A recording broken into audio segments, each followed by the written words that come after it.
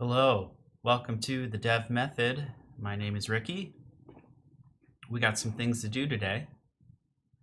I hope you're all doing well, whoever's watching. Currently, I think no one. That's okay, but if you're just joining us for the first time, welcome. Basically what we're going to do, we're going to program in Rust. That's kind of the big blanket thing we're doing. But other than that, we are actually going to be doing 100 exercises in Rust. And we've done this over many parts before, so you can go back and look at the older streams if you'd like. We're going to do a review at the very end and see how it went, what new things I learned, share that with you guys at the end. But for today, we're just making progress on completing the 100 exercises. So that's what we'll be doing today. Yeah, and let's get started. Let me first show you what we're working on. Get the GitHub open here.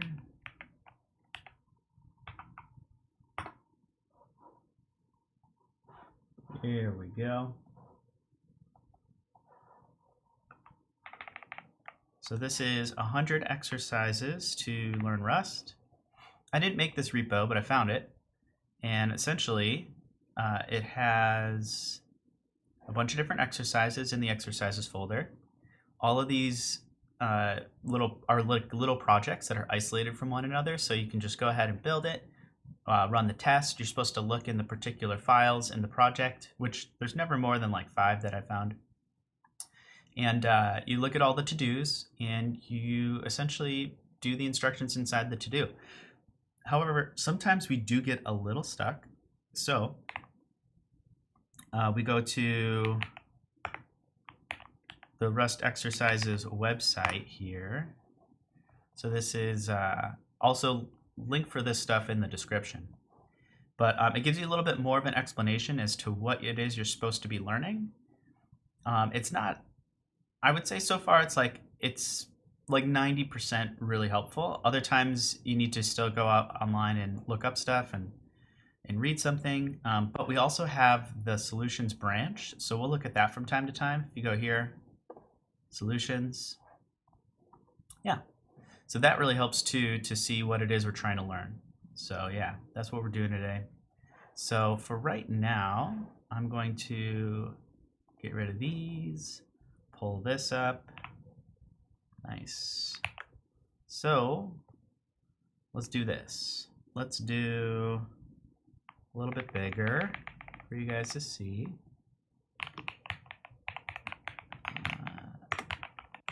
Okay. All right. Maybe a tiny bit bigger than that. There we go. All right, so we should be good to go. Let's go in the exercises. I'll show you where we left off.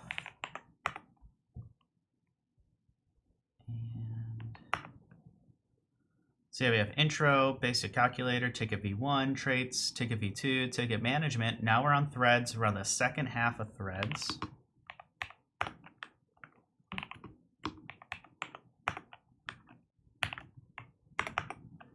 Okay, so we did everything up until we did patch last, I believe. Let's look at patch real quick just to make sure. So here's an example of the to-do, and we had to fill out the rest. So then there was a bunch of to-dos in here. Let's see. Yeah, so here I had to fill this out. Cool. And it built on the information we learned from the last section. And I think there's one part we had to do down here. Yep. Okay, so the update command. There we go. That's what we did so far. So let's go back. And just to show you, if we were to do cargo T for test, it runs a test. Now, some of these multi-threaded tests, I noticed it said like there's no way to really verify that it was done correctly. And that's just probably because the way the project is set up and all that stuff. But most of the time, you're going to go in and you're going to run the test and see that you passed them. So, and then you also need to pass the compiler test as well. So you just can you build? So we got cargo check for that, right? Without building an artifact, or you could do just cargo build, and you can go ahead and build the artifact. Anyways, let's go back. And now we are at locks. So I know for these thread things, basically has been a little bit slower to get through. So we'll see how far we can get through today. And we'll go from here. And we're learning together. Watch me stumble and fumble and figure this out. All right. Fill in the missing methods for ticket store. Okay. Notice how we no longer need to separate the update command. Get now returns a handle to the ticket, which allows the caller to both modify and read the ticket.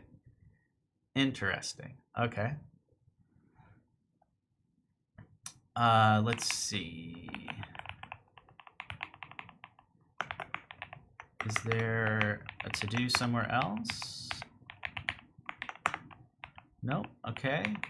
We need to fill in the missing methods for ticket store. Okay. So I think actually this file, we've been going into the libs.rs or lib.rs file. And we've written all of this stuff before. Okay, so it's saying the get one is the one that's changed. And it's returning a ticket. Oh man, look at this return type. An option to an automatic reference count smart pointer to a mutex. Yeah, because that's where we're at right now. Okay, so if we were to go to store, that's where the ticket store is. Yeah, okay, cool. And then do we have a to-do in here? We do. Yes, under add ticket. All right, cool. Okay, so what was the thing we needed to do? Oh, here we go. Okay, so there's add ticket. We need to do that. And then we need to get the ticket. Okay, so I'm guessing by looking at the automatic reference count and the mutex part there, it might be best to read the explanation of this section just to make sure we're doing the right thing. All right, like that, just slightly bigger so you guys can read along. All right, the patching strategy you implemented has major drawbacks. It's racy. Basically, it could be race conditions. Yeah, as you're updating the object, you could also be getting an object, and it's like, which version are you getting? Because, yeah. So if two clients send the patches roughly at the same time, the server will apply them in arbitrary order. Yep, sounds good. So then version numbers. We could fix this by using a version number to each ticket. Getting assigned a version number upon creation, set to 0. Whenever a ticket sends a patch, they must include the current version. Okay, the server will only apply the patch if the version is the one it has stored. All right. As described, though, the server could reject the second patch because the version number would have been incremented by the first patch. Okay. This approach is fairly common in distributed systems and is known as optimistic concurrency control. The idea is that most of the time conflicts won't happen, so we can optimize for the common use case. We know enough about Rust now to implement this strategy on your own bonus exercise if you want. Okay, locking. You can also fix the race condition by introducing a lock. Yes. Whenever a client wants to update a ticket, you must first acquire a lock on it. And while the lock is active, no other clients or threads or whatever can modify the ticket. So Rust standard library provides two primitives. There's mutex, which we just saw in that project, but then there's rwlock, which I think is actually the next section of this chapter. So we will skip that for now. Oh, well, let's take a moment to break first. Just a second. We do have a question. What made you want to learn Rust? Well, I think for me, I wanted to learn Rust because I just kind of heard a little bit about it being exciting, and also seen in the Stack Overflow surveys that it was like For many years now, like the most sought out programming language, want to use it but don't have any jobs for it, or there's not many jobs where you can actually use Rust. So yeah, I thought it was interesting, wanted something new to learn. I also liked learning new programming languages. So yeah, took onto this one pretty easily because there's a lot of similarities that I saw with Swift, which is a programming language that I'm really familiar with. So yeah, that's kind of started the journey, and then from there, yeah, I kind of liked a lot of the really easy primitive stuff, like the beginner stuff. Essentially, was really easy for me to learn, and so I just kind of kept going from there. So yeah, hopefully that helps answer that question, Alan. So thanks for asking that. All right, let's move on to locking. So we were talking about the mutex, or the read-write lock, RW lock. So let's start with mutex. It stands for mutual exclusion. Okay, and it's simple, the simplest kind of lock. It's also one thread to access no matter where you're reading and writing from. Okay, so mutex wraps the data protection, therefore generic over the type. Yeah, because that's at type T. So for us, the type T is going to be the ticket. You can't express the data directly. The data type system enforces that you acquire a lock. So you either do the lock or you do try lock. The former blocks until the lock is acquired. And the latter, which is the try lock, returns immediately with an error if a lock cannot be acquired. So both methods return a guarded object that dereferences into the data. So yeah, it will dereference automatically. And actually, let's just look at the example. So we got the mutex, and they're just giving it an I32 here. Here's our lock. They are unwrapping it here, this guard. And it's immutable, right? So it's let mute. So they dereference here to get the value 0, and they're going to increment it by 1. And they're going to store it back into what is pointing to guard here. So from that mutex, we've now done everything we can, which is just incrementing the number, and the guard is dropped and then therefore unlocked. That's essentially how it goes. Yeah. Yeah, okay. So locking granularity. Okay, what else could we do here? There's quite a bit to learn here. Just going to scroll down real quick, see how long this is. Yeah, that's pretty long. All right, we might have to keep coming back to this. But there's a lot of good information here to learn about a mutex. So I like it. Okay, let's keep going here. So, what should it wrap? Our simplest option is to wrap a ticket store.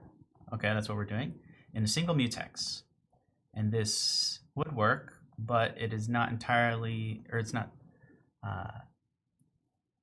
okay, it would limit the system's performance, wouldn't be able to read the ticket in parallel, okay. This is known as a coarse-grained locking. It would be better to use fine-grained locking, where each ticket is protected on its own lock, okay. Yep. And as long as we aren't trying to access the same ticket, then we're good. So, okay, I see what they're doing. So they're saying we got that B tree of all the tickets. And this is like our key value store. So we have a key of the ticket ID, which is supposed to be unique. And then we get to the ticket itself. So that's what they're saying. So this approach is more efficient, but it has a downside. Ticket store has to be aware of the multi-threaded nature of system. Yeah, because we're adding mutex now into the store. So up until now, has been blissfully ignorant of the existence of threads. Yeah, from the previous sections. Let's go for it anyway. Okay, cool. All right, who holds the lock? For the system scheme, for the whole system to work, the lock must be passed to the client that wants to modify the ticket. Okay. The client can then directly modify the ticket because it's a mutable borrow here, and release the lock when they're done. This is a bit tricky. You can't send a mutex of a ticket over a channel. Okay, mutex is not clonable or doesn't implement clone, so we can't move it out of the ticket store. Could we send the mutex guard instead? Let's test the idea in this small example. Okay, cool. So this is what we wrote in the last section. Now this is our mutex here. Here we get we unlock it. So that's our lock there. Then we're spawning a thread. This is just the regular old thread that we did at the beginning of the chapter. And we're getting the value out of it. That's simply what it is doing, but in another thread. Okay. So to me, let's see. But this will wait, and then we have to do the send. So we send the guard over, and then the guard comes out over here.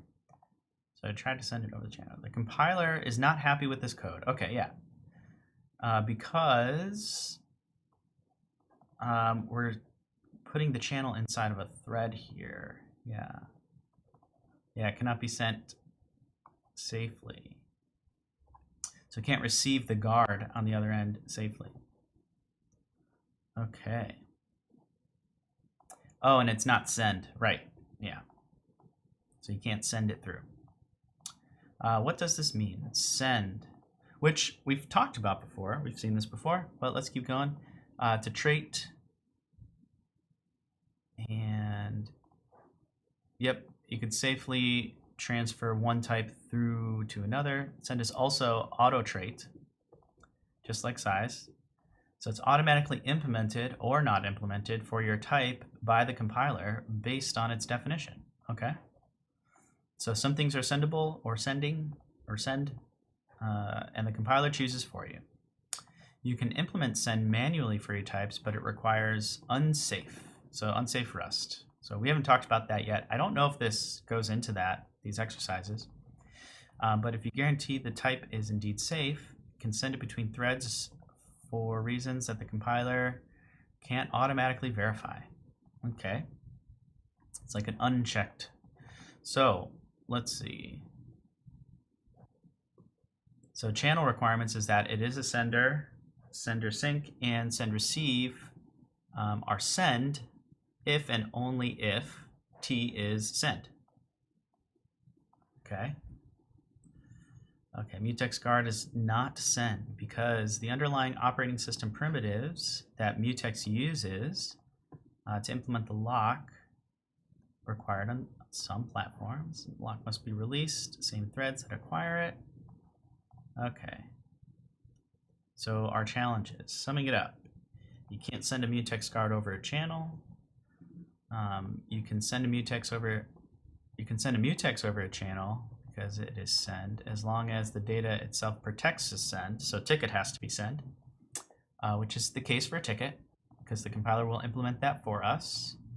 And at the same time, we can't move the mutex out of the ticket store nor clone it. Okay, so this means that inside the store, that's the only part where we know about any concurrency like a mutex. And so then this interface of the client is our way of accessing the data that's there. All right, so we need to look at the problem from a different angle. To lock a mutex, we don't need an own value. We share reference is enough. Okay. All right. Okay, now they're talking about automatic reference counting, which is what I saw before. So ARC stands for automatic reference counting. So yeah, this little part here at the end is probably going to help us for the rest of the chapter. So I'm reading this now. Right now we're talking about ARC. Automatic reference counting. Oh, not automatic. Sorry, atomic. I always say that wrong. Atomic reference counting. Okay, wraps a value, keeps track of how many references to the value exist. When the last reference is dropped, the value is deallocated. The value wrapped in an arc is immutable. You can only get references to it. Okay, so yeah. So here's the value again, and now they're doing a U32. Okay, U32. This is how you get a clone of that data. So let's see, you give it a borrowed reference to another arc that you create. So you got two different ones. Got the data and then the one that's been cloned. You use deref to access the data, I believe. Yeah, so you can convert a borrowed t into a t, or into a borrowed arc of t into a borrowed t. Yep, that's how you get it. Okay, so very familiar with reference counting, the RC. Okay, RC is not send. Okay, yeah, an atomic meaning like only one can access at a time. That's that atomic part. So let's see. Yeah, uses an atomic integer, which can only be safely shared and modified across threads. Yeah. Okay. Well, I hope you know about your race conditions, because this is what this is all kind of like helping solve, or at least maybe not race conditions, but the accidentally reading the outdated info of a particular value that is stored in memory.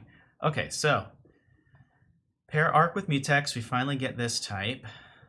Okay, because arc is send if t is a send, and mutex is send if t is a send, and then t is a ticket, and ticket will be sent. Okay, so we can be cloned. All right, we have all the pieces we need to implement the locking strategy for our ticket store. Okay, cool. Yes, there is some links down here to read even more. All right, we might have to come back to that. Might even have to look at the solution. It's getting very, very tricky. Okay, so if I have self here, and then I have my tickets,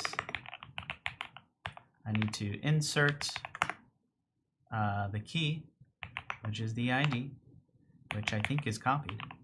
And then we have ticket here, but that will not work because we will see it has to be wrapped in arc, which is wrapped in a mutex. So what do? Do arc new, and then we do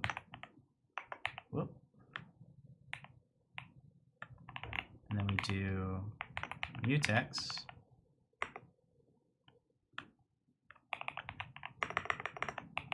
new of our ticket. Yeah? All right, that's what we're doing. And I think that's all we got to do there, but now we need to get.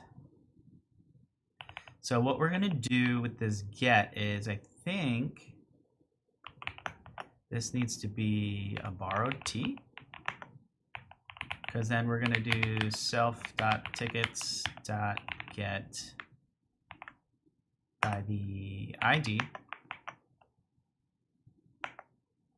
and then dereference that. Let's see what we get.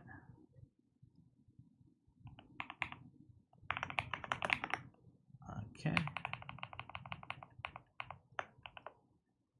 Oh, it says unknown. Oh, because then we would return. Oh, here, let's get rid of this for a second. So I think it's a T, or a ticket. Should return a handle to the ticket, which allows the caller to either read or modify the ticket. Read or modify? Would that be then a mute? Is that what that's saying? So self.tickets. Here, let's get this center in the screen. Dot get mute ID. Okay. And this is a what? An option of a mutex. Okay, so then what I would want is, do I really want? I don't know. So I think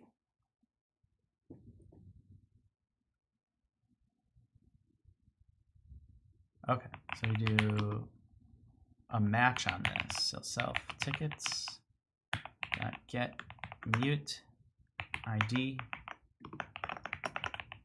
and we have some arc. So then we would do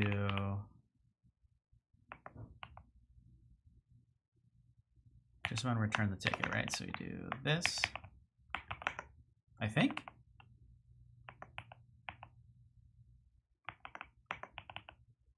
Get rid of that. Then if we have none, return none. I think that's what we want. What are we saying here?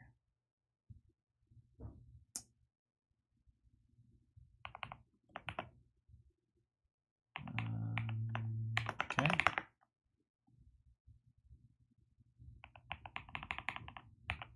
What is this?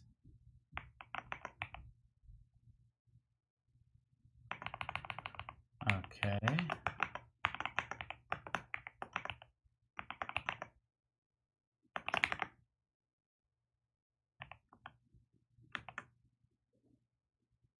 Oh, right. So we need the lock.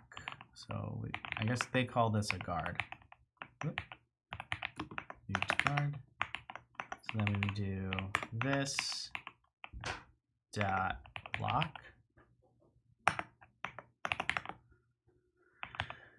We'll do the shortcut and unwrap it. Okay. And then we get our return of what's in the guard, right? Close. Okay, so let's see. X equals the ticket.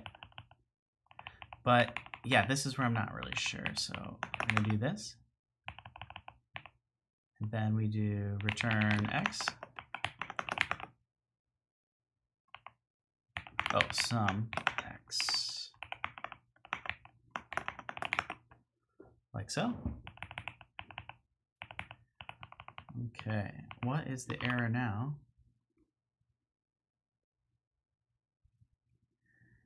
All right, cannot borrow self tickets as mutable as it is behind this reference. Oh, right, okay. And so it cannot be borrowed as immutable.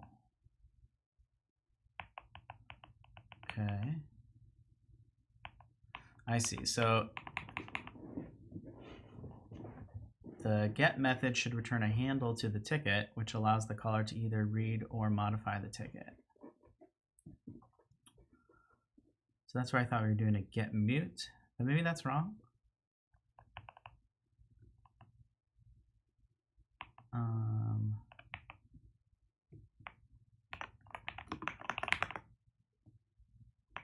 There we go. But then this is a mute ticket. So yeah, I thought that's what we were supposed to do. Maybe that's wrong. Yeah.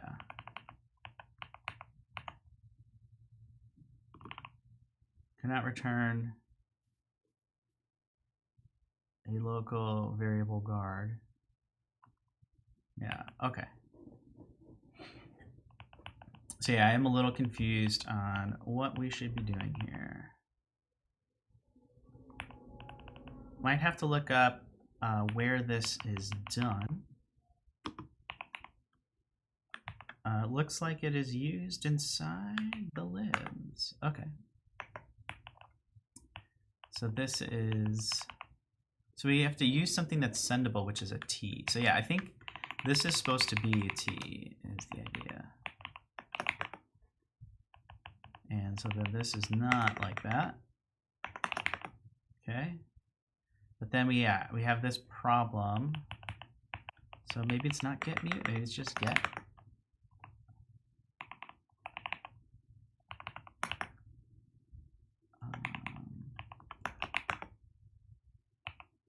No, that's fine. Okay. We have the guard. We have the ticket. I can't move or dereference. ticket doesn't implement copy. Should it?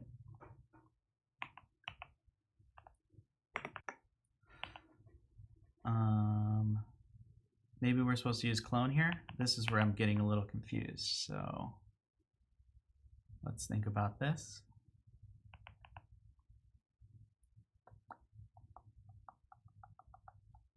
All right. So if we did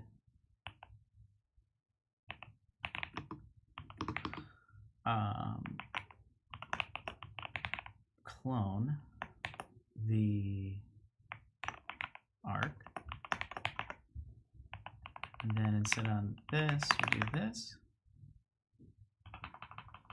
We've gotten a new AC. We've gotten a guard for that one. Yeah, I don't know. Okay.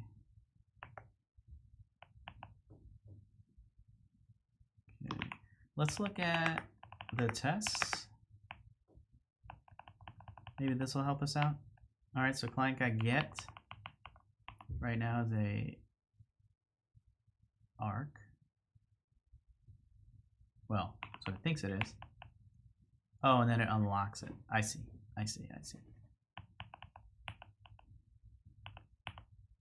Client.get. Oh, okay.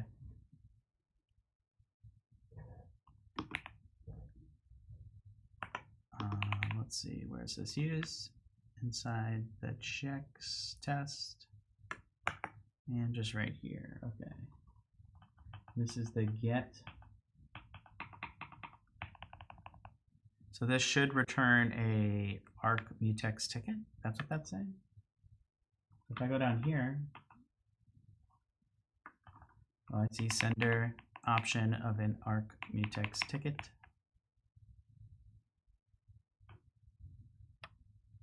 Yeah, so that's what that means. Arc mutex ticket. I thought that was what we didn't want to do. So we copy it, and then we just, I would think we return like this. Don't need this. Is that what that's saying to do?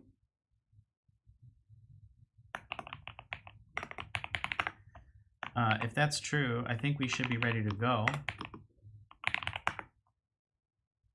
Okay, cargo test. It said it did work. Okay, I thought we weren't supposed to pass the arc around, but I guess I cloned it, so that's fine. Because what would happen if I returned some arc?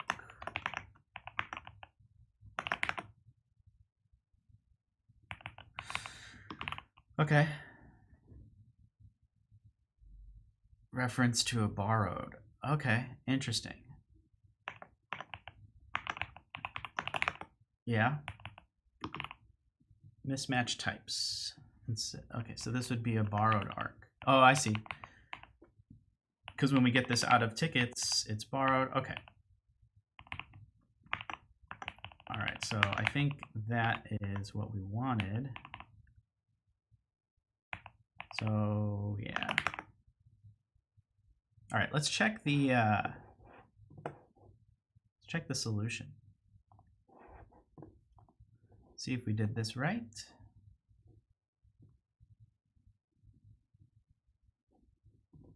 Okay, exercises, threads,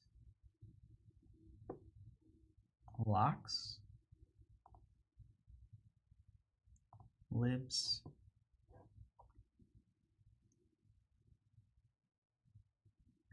no, not libs. We want store.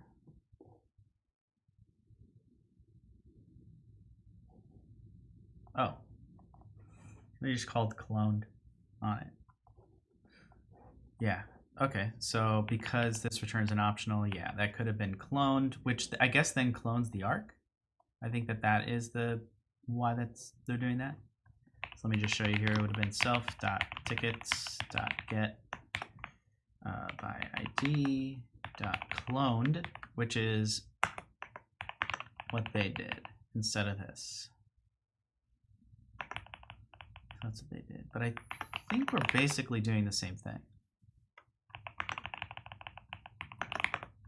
Like so. So it's a lot easier than I was making it out to be. Let me just double check. Okay, yeah, so there was store in this place. Oh, and also in the insert. Let me just double check the insert. Yeah, that part we got right. Okay. Right, because I think this get method, because I was worried about leaking out this abstraction of the threads. This here, this get method, is used in lib, but it's under the server part, not the client part. Yeah, server. This is that function that starts this like theoretical server. See that endless loop? Okay. Cool. So we'll move on to the next one.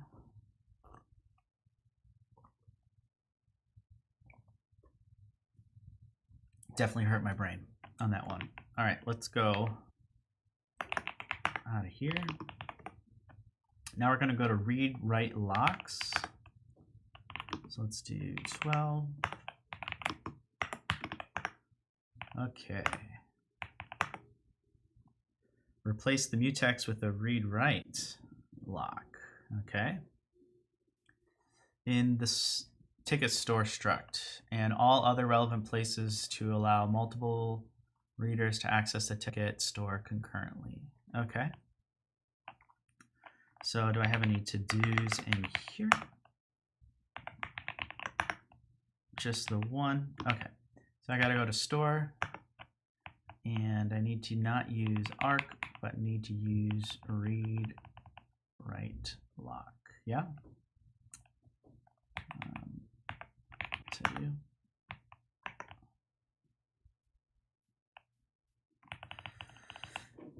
All right, I see my ticket that I'm passing in there. This is our get. So I suppose I need to change these signature types, but let's look at the tests. Yeah, so we're calling read, right? Okay, we're calling read. And read does not exist on arc, but on read write it does. So let's start with the B tree, read write lock. Oh, maybe we do it here, read write lock. There we go. Get rid of arc. Okay, and then we do read write lock. Okay, then we got here read write lock. Okay, so far so good. And then we have a read write lock. Okay. Oh, but then cloned doesn't work.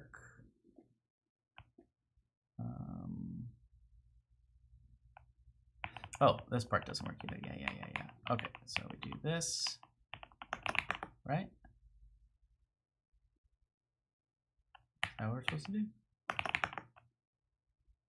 Let's go back real quick to the site.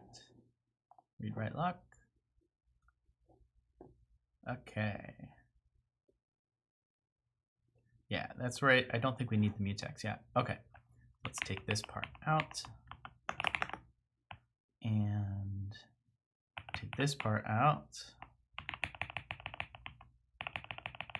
I think that that is right.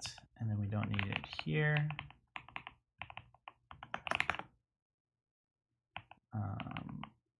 And then how come this doesn't work?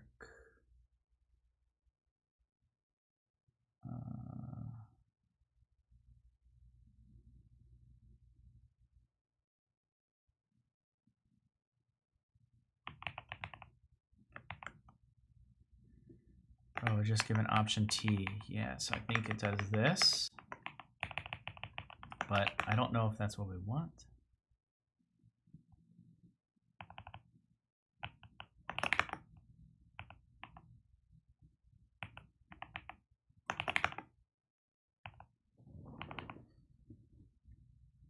this is saying because read-write lock clone is not satisfied. Clone is not implemented for read-write lock ticket. Oh, is that something we have to do? I must have done this wrong. Okay, so let's go back to here. All right.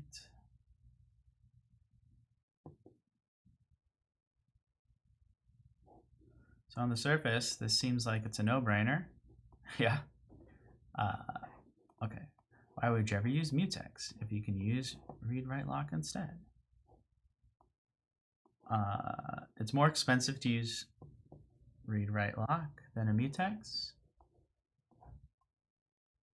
Can keep track of number of active readers and writers. Okay, that makes sense. Can cause writer starvation. Yep. Waiting for a lock. Might never get a chance to run. Okay. Yeah, so I'm getting a little confused on this clone part here. So what if I did this? Okay.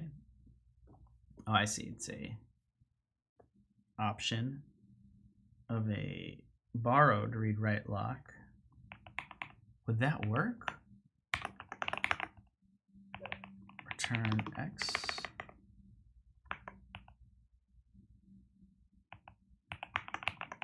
So what if we return X here? But would that fix everything? Cargo check. Nope. Yeah, I didn't think it would. Yeah, because you can't send the ticket then. Oh, this is in lib. Let's go back to lib. Yeah. Okay, so then we need read-write lock. And these two things should be gone.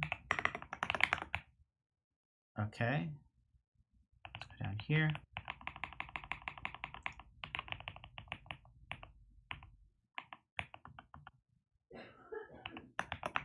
Result of an option T, but it's going to be read-write lock of a ticket. Did I get that right? Okay, I need that for results. Nope, I do not need that for result. Okay, there we go. Lots of little arrows. All right, did that work down here? Nope. Okay. Read-write lock of the ticket.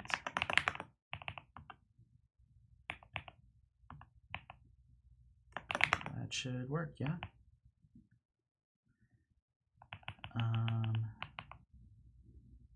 Okay, the ticket is still borrowed.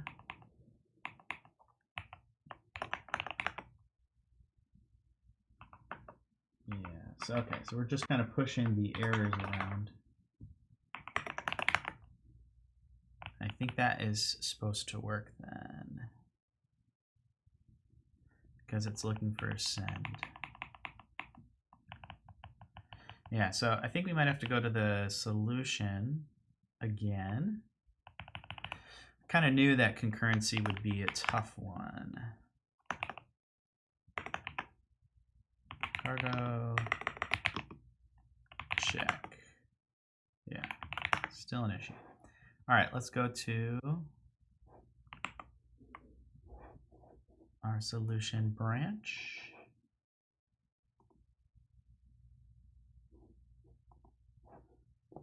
All right, read-write lock. Let's look at the store first.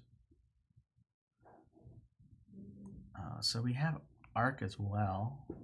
Oh, so we have an arc of an RW lock. Oh, right, because we're only replacing mutex. Okay, let's go here. Let's fix that.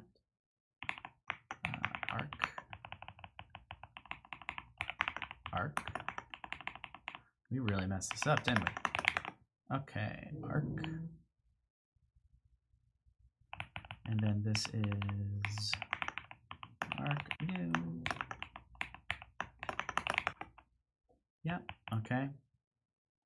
And this would be then of a read-write lock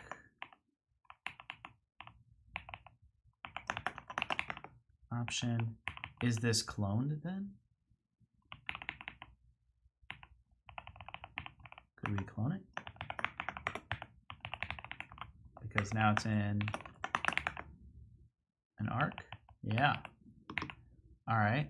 And if that's the case, I go back here, add the arc back in. Okay. Where else did we make changes? We made changes here. So this would be arc. Okay. Yeah? No? What was it before?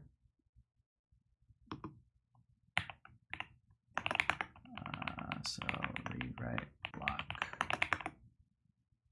Okay. So we still got something here we have to figure out.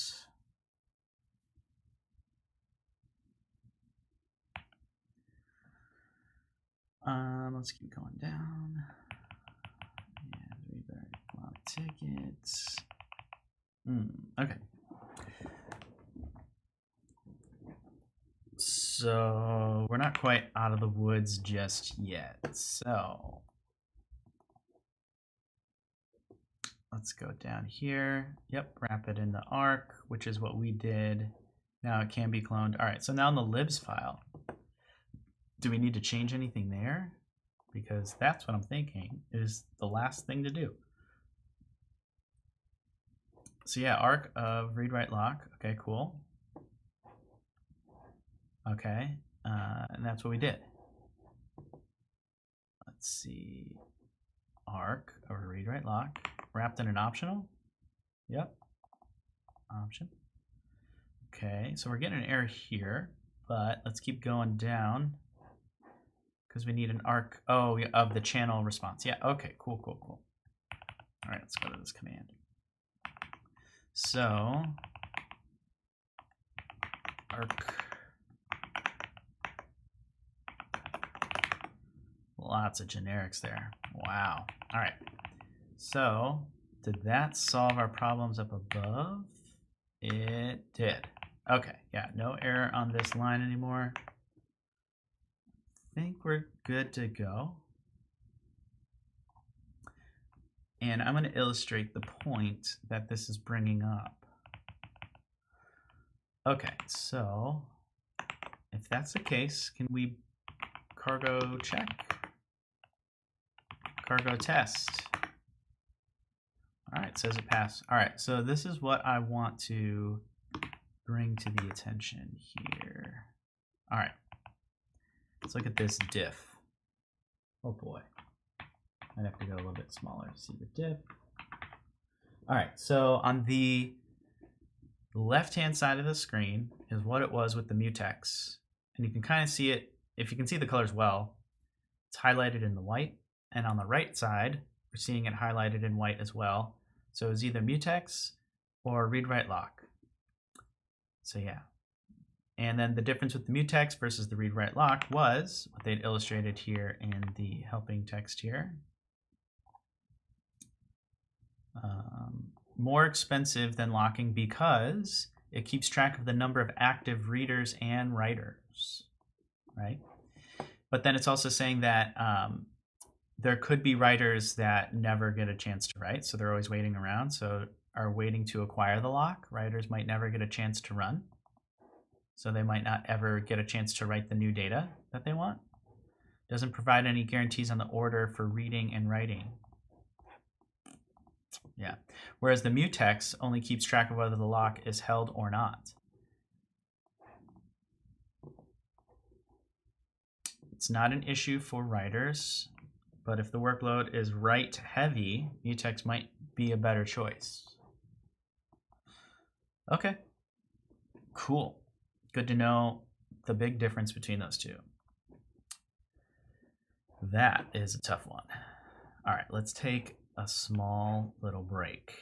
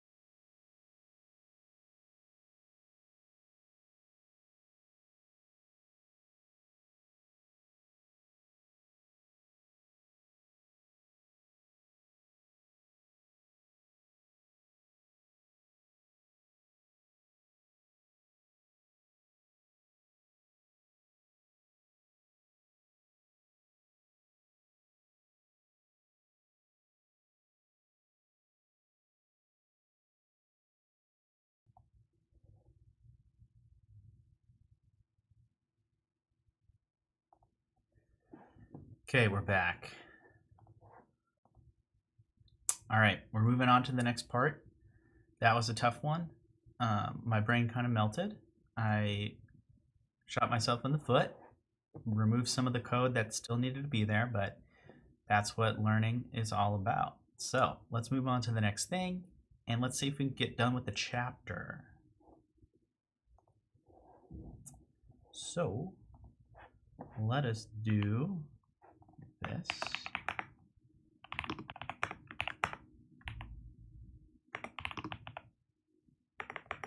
Okay, so we just did rewrite locks. Now we do without channels. Let's see what we can learn there. Okay.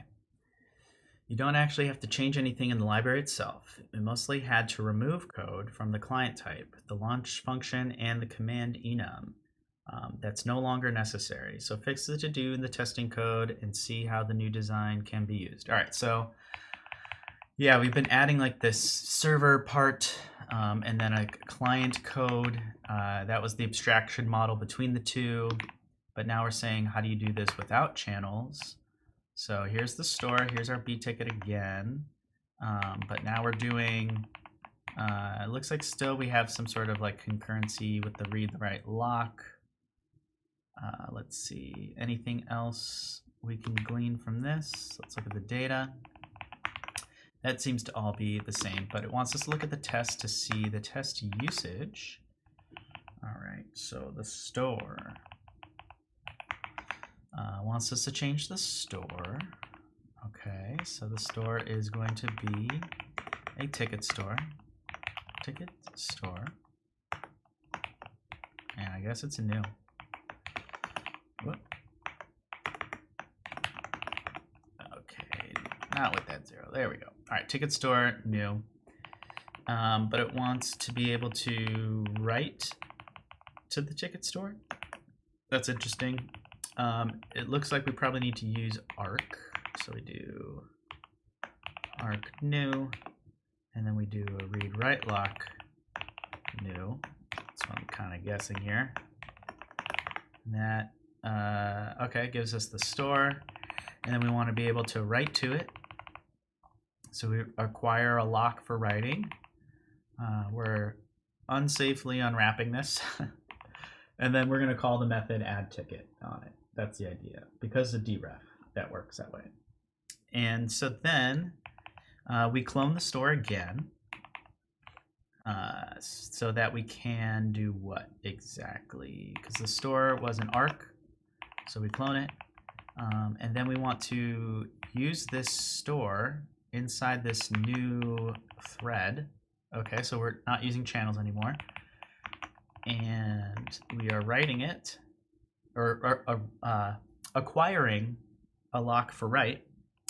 And then we add the ticket as the draft to the store. And this is all underlining, you know, I know it says store 2, but store 2 and just regular store is the same underlying data. And that's what this here is going to help us do. So we spawned 2 different threads to use the store. Now we're waiting for those 2 threads to complete. And after they've completed, we're unsafely unwrapping them. That's what that is there. But we're assuming that they're both okay. And now we have a store reader, and we're going to get ticket 1 from the reader. And from that same reader, we're going to get ticket 2. And what we expect is that ticket ID 1, which is what is returned from these thread spawns, these spawning threads. So we get ticket ID 1, ticket ID 2, and we're reading from just the regular first store. So it should be the same underlying memory underneath store and store 2. But we should have written to just that one store and gotten the correct ID. So that's what that test shows there. So if we do cargo test, nice, there we go. Cool. So I kind of like this, to be honest. I feel like it's a little bit more straightforward if I was to write this rather than using the channels, but I understand using the channels and why you'd want to do that. So that was actually a really quick section. So yeah. All right, let's keep going. Let me get this stuff out of the way. Let's see if there's anything here. Lockless with channel serialization. Our first implementation of a multi-threaded ticket store used a single long-lived server to hold the share state. Multiple clients sending requests to it over the channels. Yeah, that was the concept of multiple clients. That's right. So actually, yeah, they're just different solutions for the same thing. So no locking of the state was necessary since the server was the only one modifying the state, and that's because the inbox channel naturally serialized incoming requests, and the server would process them one by one. I've already discussed the limitations of this approach when it comes to patching behavior, yeah, modifying the data that's there. But we didn't discuss the performance implications. Fine-grained locking. Move to sophisticated design, protect our own lock, and clients could independently decide if we wanted to read or atomically modify a ticket, acquiring the appropriate lock. This design allows for better parallelism, but is fundamentally serial. Yeah, one at a time. So the server processes commands one by one, and in particular, it hands out locks to clients one by one. Yep.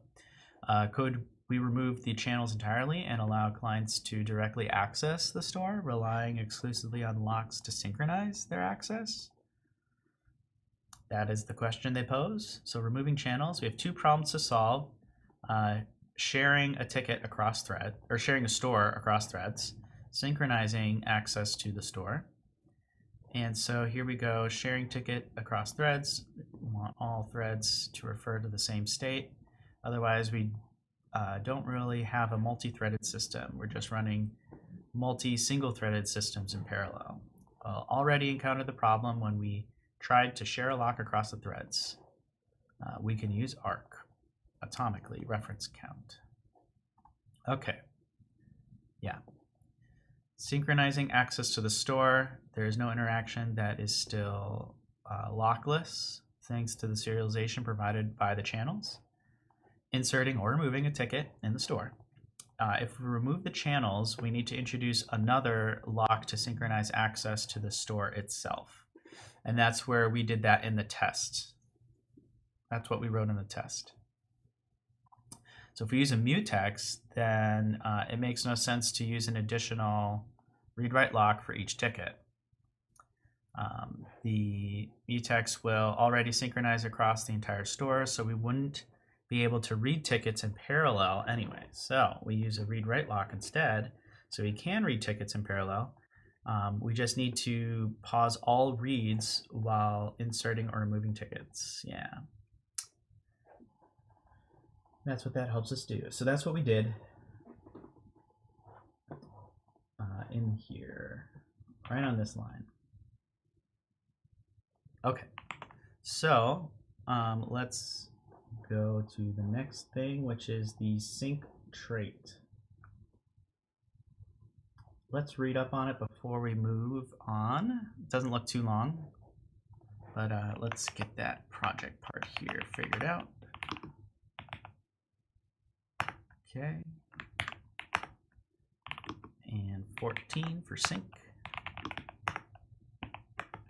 Okay, not much to be exercised on sync, just something to say and remember. All right. Well, this is a little too easy. Let's go back here. Let me just double check with the channels. I know I said I was moving on, but let's just double check that I did that right. Yep, arc, read write, yeah, on the store. So we wrap the store in that, and that'll help. Cool. So we just have to write the store and all of its logic, and then it's up to the user or the client of our library or framework we're using to use an arc read-write lock. Okay, so sync. Before we wrap up this chapter, let's talk about another trait, which is sync. We talked about send in the last one. So sync is an auto trait, just like send.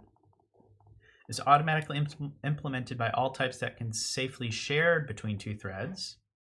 So in other words, T is sync if the borrowed T is send. Okay. T, sync doesn't imply T, send. Okay, so if T is sync, it doesn't imply T is send. So it's important to note that T can be sync without being send. For example, mutex guard is not send, but it is sync. It isn't send because the lock must be released at the same thread that acquired it. Therefore, we don't want mutex guard to be dropped on a different thread, but it is sync because giving a borrowed mutex guard to another thread can impact where the lock is released. Okay, so this is the same section. That's the same title for each section. Oh no, it flipped them around. So if T is send, it doesn't imply that T is also sync. So now we're just flipping them. So the opposite is also true. So T can be send without being sync. For example, a ref cell is send, but it is not sync. Okay, that makes sense. Performs runtime borrow checking, but the counters it uses to track borrows are not thread safe. Okay, therefore having multiple threads holding a ref cell could lead to a data race, and that potentially multiple threads obtaining mutable references to the same data. Hence, ref cell is not sync. Send is find. Okay. Leaving it behind, hence no risk of concurrent mutable access. All right, yeah, there's really nothing to write here. It's just about mentioning that sync exists, which they could have done in the last chapters, but maybe we were already overloaded in our brain of other things. Send and sync. Nice. Cargo test. Pass the test. Okay, cool. Cool. Okay, if that's the case, then my peeps, we have finished chapter 7. Nice, we finished chapter 7. So on to the last chapter here. We got a little bit of time left to at least start it. So why don't we start it?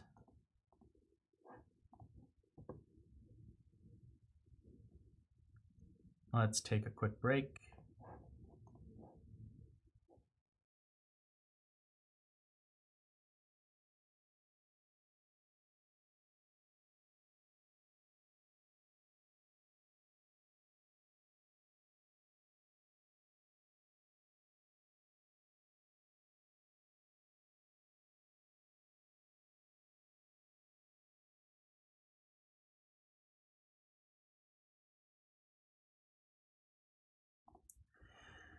All right, last chapter. Let's get moving. No time to waste. This is now talking about futures, so async programming in Rust.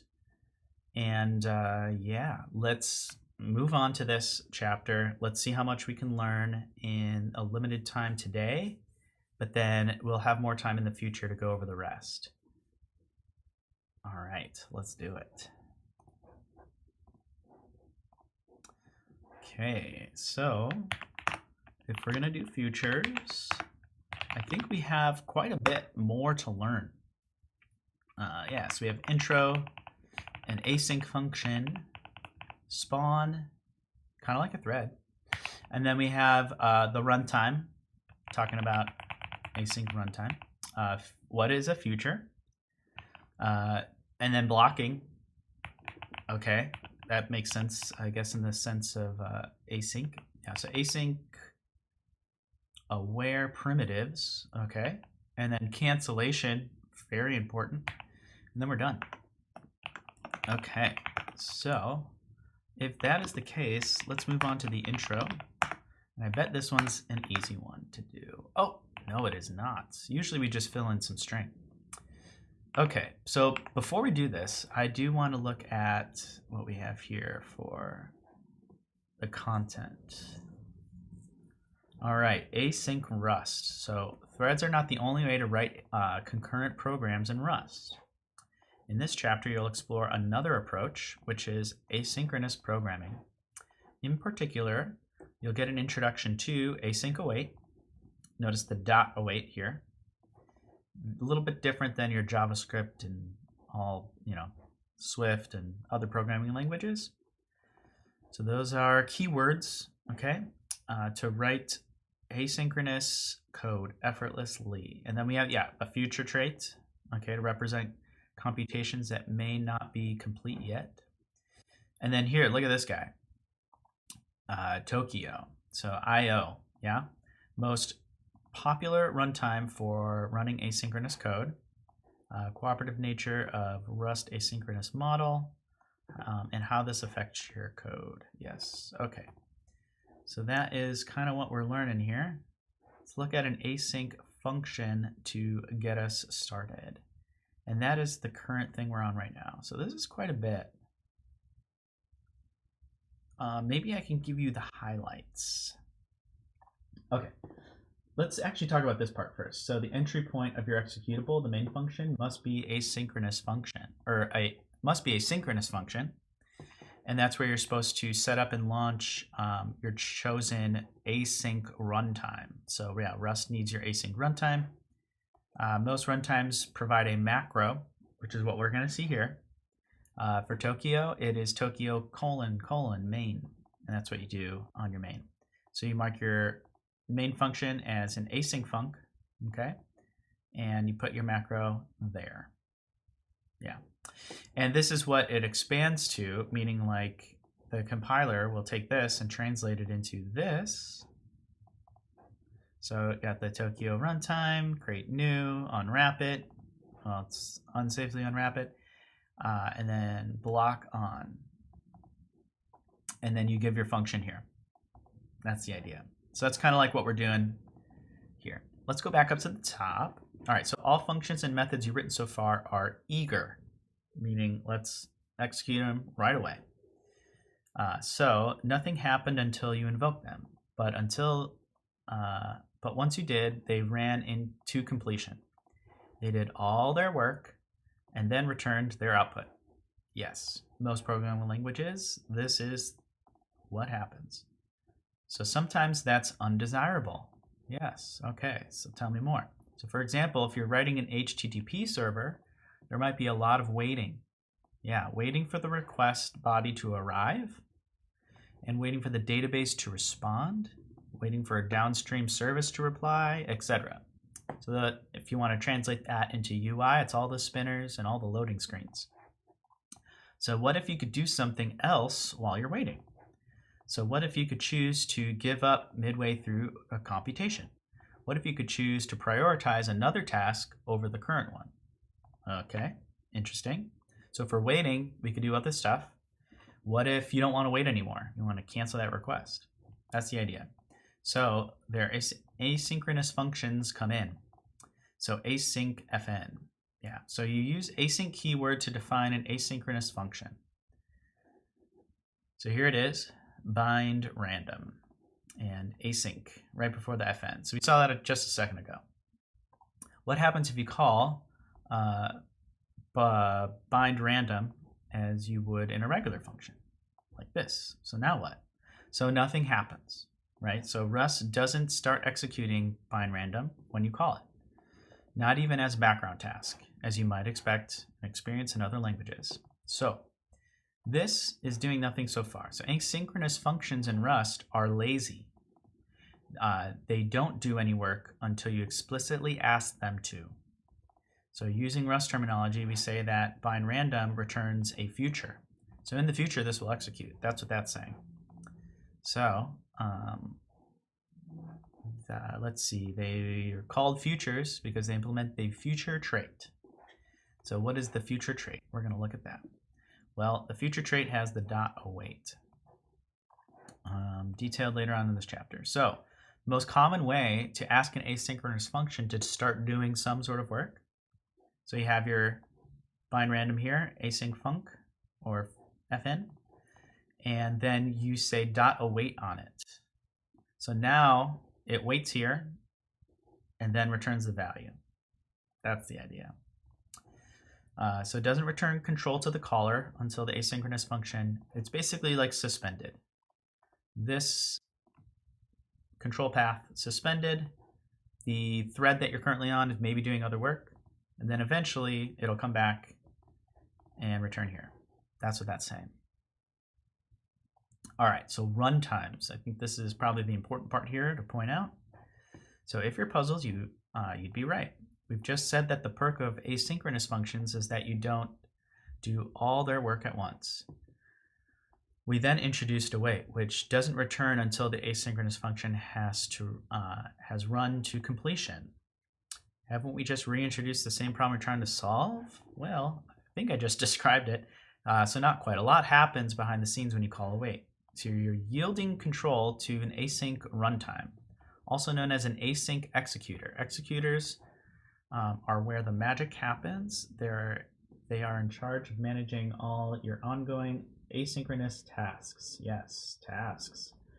In particular, they balance two different goals: progress and efficiency. The progress, they make sure that the tasks make progress whenever they can. So that's that thread saying do some more work on my async function. And keep going until you're done. The efficiency, if a task is waiting for something, so like from the caller perspective, they try to make sure that another task can run in the meantime, so fully utilizing the available resources. Here we go. No default runtime. So Rust is fairly unique in its approach to asynchronous programming. There is no default runtime. Yeah, so the standard library doesn't ship one. You need to bring your own. It's Tokyo. So in most cases, you'll choose one of the options available in the ecosystem. Some runtimes are designed to be broadly applicable, a solid option for most applications.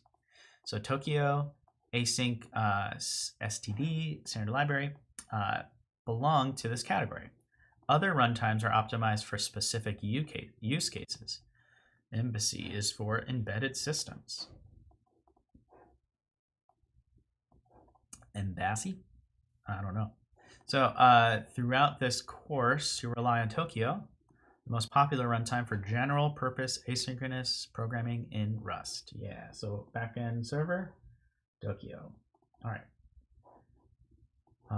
The entry point, we did talk about this. That's your entry point. We did that part. But then you also need your tests to be Tokyo async compliant. So the same goes for tests. They must be synchronous functions. Each test function, well, okay. I'm not sure why they say it in that way, but each test function runs on its own thread, and they're responsible for setting up and launching any async runtime. Okay, I see. To run your tests. So you need Tokyo test. Yeah. So actually, let's do this. And we'll go here. Where's our test? Oh, here's our test. Okay. So here's our, actually, let's look at, okay. So we don't have a main function in this one. We're just a library. So we still have lib. And it is marked as async. Okay. But let's see, what do we have? Okay, so TCP listener is still coming from Tokyo. Looks like we have the anyhow dependency as well. So let me just take a step back, go to our cargo toml file. Notice we have anyhow here, then we have Tokyo here. So we got our version and we got our features set to full. So looks like we have to do something with the to do here, but I want to at least show, here's that part that was just mentioned for the using async inside your test. Tokyo : test. Yeah, and then you got an async func here. AC function. Okay, so bind to, wrap it up. Let's see, get a local address, spawn a thread, echo it out. We're testing echo, it seems. Okay, so then we have multiple requests, and you can see the async. So this is like an example of using async here. Yeah. All right, so let's see, what do we want to do here? So write an echo server that accepts incoming TCP connections and echoes the received data back to the client. Okay. Let's see. Echo should not return when it's finished processing the connection, but should continue to accept new connections. Okay. Hint, you should rely on Tokyo's structs and methods to implement the Echo server in particular. TCP accept, or TCP listener accept. Okay. And then to process the next upcoming connection, we have TCP stream split to obtain a reader and writer from the socket. Then we have copy to copy the data from the reader to the writer. Interesting. Okay, so I don't know. Let's give this a try. So if I did listener dot accept that there, I guess we're just going to unwrap it. Oh, we need to do async. Or I'm sorry, await. Accept. Await. Dot unwrap. Unwrap. Okay. Just call it X. All right. So we got our stream and we got our socket address. Let's see. Stream socket adder. Okay. Then we need to, let's see, on the stream split is what they're saying. So we get a reader and a writer. Reader, writer. Yeah. Okay. Then we're going to reader dot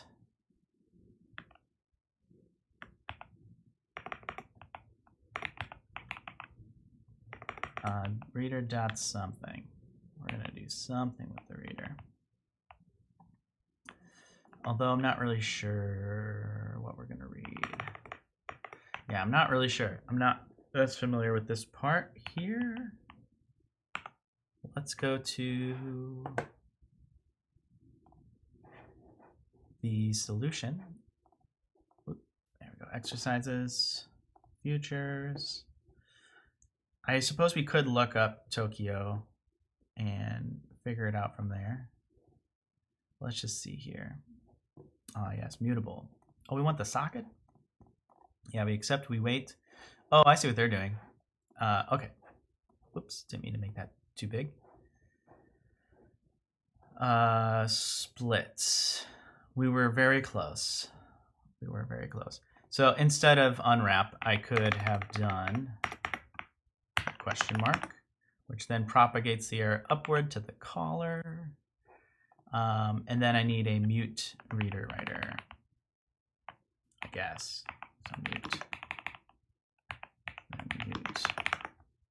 So we're getting closer. And then I need to call the function Tokyo IO copy.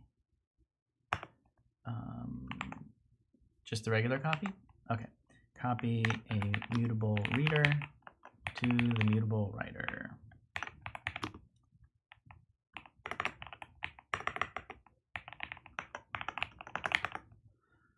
I think that's what that's saying that I need to do. Oh, and I have to await that. Await. And propagate that error if we get one. Now, what is exactly going on with our errors here? Mismatch. Mismatch. We found a mismatch. All right, let's see. Oh, loop. Okay, yeah, I guess we're starting a server. Okay, loop.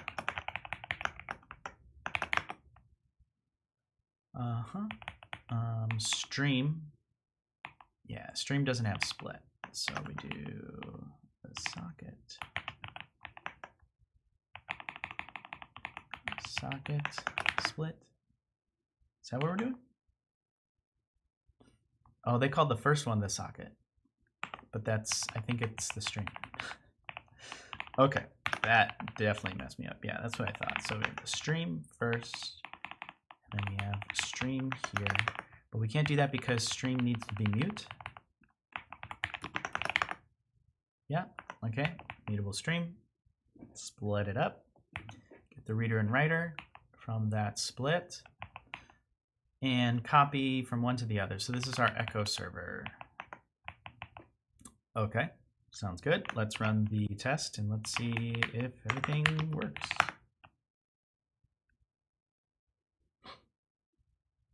Notice the build time is going to be a little bit longer than normal. All right, cool.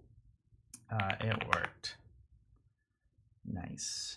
Nice, nice, nice. All right, so that is our first one done with Tokyo.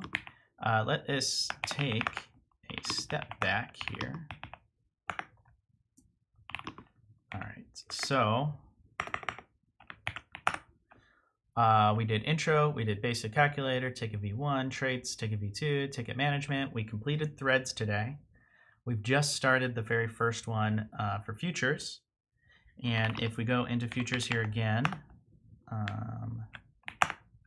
we have async functions, which we just learned about. We wrote a little echo server there with Tokyo's runtime, which I'm interested to see when we get to the runtime section what that's going to contain. We already introduced the concept of the future, and so I guess we'll talk more about that in that section there, but then we'll go to blocking.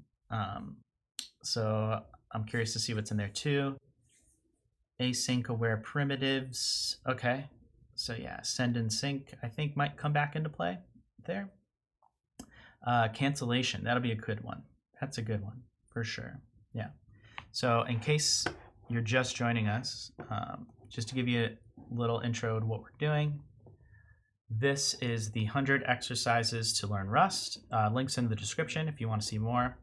We're basically going over a lot of different things from the Rust programming book, but then some, so you can learn some new things, some extras along the way.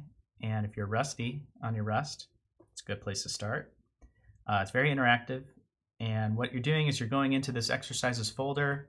These are a bunch of little exercises that are like isolated Rust projects. So you can just run cargo build or cargo check, cargo test, and you're meant to pass the tests that are there. Also, there are some to-dos that you need to fill out. So they have some of the implementation worked out for you, but you're meant to go in and replace it with what you think is the correct solution. And then they have a solutions branch. So if you go to the solutions branch, you can get all the answers, or at least see what they came up with as a solution. There's more than one way to write a lot of these things. So yeah, and a lot of the times, especially in the last chapter with threads, they're taking a lot of shortcuts with just using unwrap.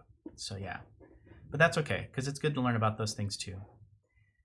So yeah, if you guys liked what you have seen here, I definitely would suggest going to subscribe so you can get notified when we do this again. I'm not sure how many more streams will be needed to finish out the rest, but it seems like we're getting really close to the end, so that's exciting. So we might blast through this part. It might take a little bit longer. I know the threads part took pretty long. But yeah, and then there's been the past streams if you want to see all the chapters before.